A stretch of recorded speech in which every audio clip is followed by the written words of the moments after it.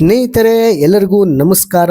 ಇತ್ತೀಚೆಗಷ್ಟೇ ಹವಾಮಾನ ಇಲಾಖೆ WMO ಒಂದು ಸೂಚನೆ ಹೊರಡಿಸಿತ್ತು. ಏನಪ್ಪಾ ಅಂದ್ರೆ, ಮಳೆಯ ಕೊರತೆಯಿಂದ ಉಂಟಾಗುವ ಸಂಕಷ್ಟಗಳನ್ನು ಎದುರಿಸಲು ಭಾರತೀಯ ರೈತರು ಸಿದ್ಧರಾಗಬೇಕು, ಪ್ರಿಪೇರ್ ಆಗಬೇಕು ಅಂತ. ಭಾರತೀಯ ಉಪಖಂಡಗಳಲ್ಲಿ ಮಳೆಯ ಪ್ರಮಾಣ ಕಡಿಮೆಯಾಗಲು ಸ್ಪೆಸಿಫಿಕ್ ಮಹಾಸಾಗರ ಉಂಟಾಗುವ ಎಲ್ ನಿನೋ ಅಸಿಲೇಷನ್ ಕಾರಣ ಎಂದು ಇದಕ್ಕೆ WMO ತಿಳಿಸಿದೆ. ಪೆಸಿಫಿಕ್ ಮಹಾಸಾಗರದ ಹವಾಮಾನ ವೈಪರೀತ್ಯವು ಭಾರತದ ಮಳೆಗಳ ಮೇಲೆ ಹೇಗೆ ಪರಿಣಾಮ ಉಂಟು ಮಾಡುತ್ತೆ ಅಂತ ನೀವು ಯೋಚಿಸ್ತಾ ಇರಬಹುದು. ಸರ್ಪ್ರೈಸ್ ಅಲ್ವಾ? ಆದರೆ ಎಲ್ ನಿನೋ ಅಸಿಲೇಷನ್ ಭಾರತದ ಮುಂಗಾರಿನ ಮಳೆ ಮೇಲೆ ಪ್ರಭಾವ ಬೀರುತ್ತಿದೆ ಎಂಬುದು ಅಷ್ಟೇ ಸತ್ಯ. ಭಾರತೀಯ ಹವಾಮಾನ ಇಲಾಖೆ IMD ಬಿಡುಗಡೆ ಮಾಡಿದ ದಶಾಂಶಗಳ ಪ್ರಕಾರ ಕಳೆದ 123 ವರ್ಷಗಳಲ್ಲಿ ಭಾರತವು ಸುಮಾರು 22 ಬಾರಿ ಎಲ್ ನಿನೋ ಪ್ರತಿಕ್ರಿಯೆಯನ್ನು ಎದುರಿಸಿದೆ.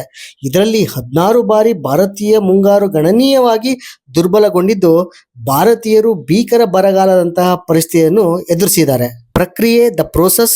ಎಲ್ ನಿನೋ ಮತ್ತು ಲಾ ನಿನೋ ಎಂಬ ಲ್ಯಾಟಿನ್ ಪದಗಳಾಗಿವೆ. ಇದು ಎಲ್ ನಿನೋ ಎಂದರೆ ಸಣ್ಣ ಹುಡುಗ, ದ ಲಿಟಲ್ ಚೈಲ್ಡ್, ಮತ್ತು ಲಾ ನಿನೋ ಎಂದರೆ ಸಣ್ಣ ಹುಡುಗಿ, ದ ಲಿಟಲ್ ಗರ್ಲ್ ಎಂದರ್ಥ. ಇವೆರಡು ಒಂದೇ ಭಾಗವಾಗಿದ್ದು ಇದನ್ನು ಎಲ್ ನಿನೋ ಅಸಿಲೇಷನ್ ENSO ಎಂದು ಕರೆಯಲಾಗುತ್ತೆ. Evolution of EI Nino and La Nino. ಸಾಮಾನ್ಯ ಪರಿಸ್ಥಿತಿಗಳಲ್ಲಿ ಪೇರು ಕರಾವಳಿಯಿಂದ ಪಶ್ಚಿಮ ಪೆಸಿಫಿಕ್ ಮಹಾಸಾಗರದ ಕಡೆಗೆ ವಾಣಿಜ್ಯ ಮಾರುತಗಳು ದ ಟ್ರೇಡ್ ವಿಂಡ್ಸ್ ಬೀಸುತ್ತೆ.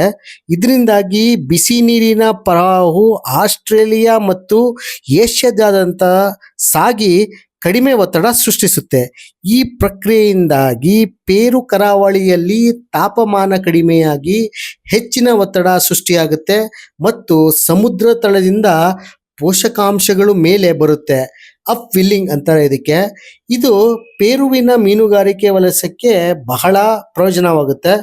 ಪಶ್ಚಿಮ ಪೆಸಿಫಿಕ್, ಆಸ್ಟ್ರೇಲಿಯಾ, ಏಷ್ಯಾ ಪ್ರದೇಶಗಳಲ್ಲಿನ ಕಡಿಮೆ ಒತ್ತಡದಿಂದಾಗಿ ಉತ್ತಮ ಮಳೆ ಉಂಟಾಗುತ್ತೆ. ಇದು ಭಾರತೀಯ ಮುಂಗಾರವನ್ನು ಬಲಪಡಿಸುತ್ತೆ. ಆದರೆ ಎಲ್ ನಿನೋ ಪರಿಸ್ಥಿತಿಯಲ್ಲಿ ಈ ಪ್ರಕ್ರಿಯೆ ಸಂಪೂರ್ಣವಾಗಿ ಉಲ್ಟಾ ಆಗುತ್ತೆ. ಎಲ್ ನಿನೋ ಸಮುದ್ರದಲ್ಲಿ ಪೇರು ಕರಾವಳಿಯಿಂದ ಪಶ್ಚಿಮ ಪೆಸಿಫಿಕ್ ಮಹಾಸಾಗರದ ಕಡೆಗೆ ಹೋಗುವ ವಾಣಿಜ್ಯ ಮಾರುತಗಳು ದುರ್ಬಲವಾಗುತ್ತೆ. ಇದರಿಂದಾಗಿ ಬಿಸಿ ನೀರಿನ ಪ್ರವಾಹವು ಪೂರ್ವದಿಂದ ಪಶ್ಚಿಮಕ್ಕೆ ಹೋಗುವ ಬದಲು ಪಶ್ಚಿಮದಿಂದ ಪೂರ್ವದ ಕಡೆಗೆ ಪೇರು ಕರಾವಳಿಯತ್ತ ಹರಿಯಲು ಪ್ರಾರಂಭಿಸುತ್ತೆ. ಈ ಕಾರಣದಿಂದಾಗಿ ಪೇರು ಕರಾವಳಿಯಲ್ಲಿ ಬಿಸಿ ನೀರು ಶೇಖರಣವಾಗಿ ಕಡಿಮೆ ಒತ್ತಡ ಸೃಷ್ಟಿಯಾಗಿ ಮತ್ತು ಅಪ್ ವಿಲ್ಲಿಂಗ್ ಪ್ರಕ್ರಿಯೆಯು ದುರ್ಬಲವಾಗುತ್ತೆ. ಇದು ಅಲ್ಲಿನ ಮೀನುಗಾರಿಕರಿಗೆ ಮಿಲಿಯನ್ ಗಟ್ಟಲೆ ಡಾಲರ್ ನಷ್ಟ ಉಂಟು ಮಾಡುತ್ತೆ.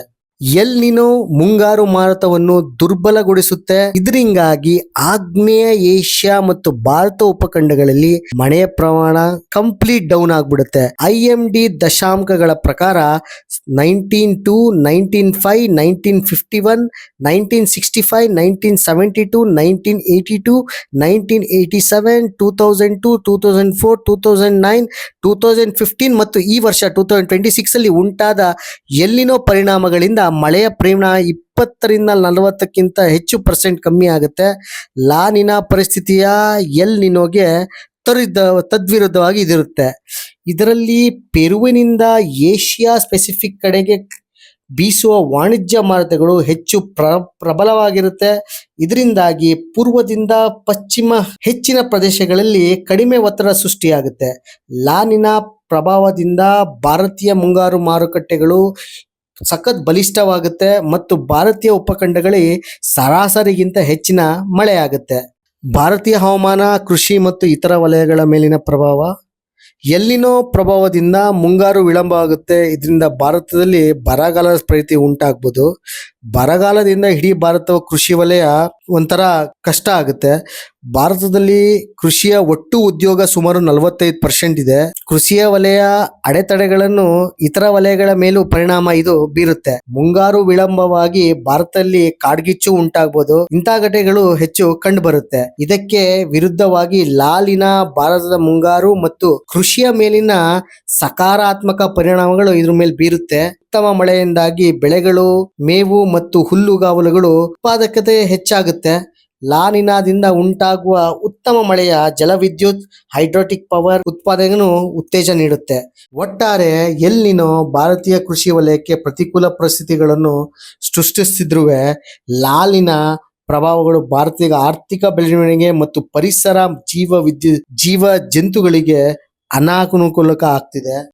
ಈ ವಿಡಿಯೋ ನಿಮ್ಗೆ ಇಷ್ಟ ಆಗ್ತಿದೆ ಅನ್ಕೋತೀನಿ. ಇನ್ನೊಂದು ವಿಡಿಯೋ ಜೊತೆಗೆ ನಾನು ನಿಮ್ಗೆ ಪುನಃ ಸಿಗ್ತೀನಿ. ನಮಸ್ಕಾರ. Thank you. Royal rider.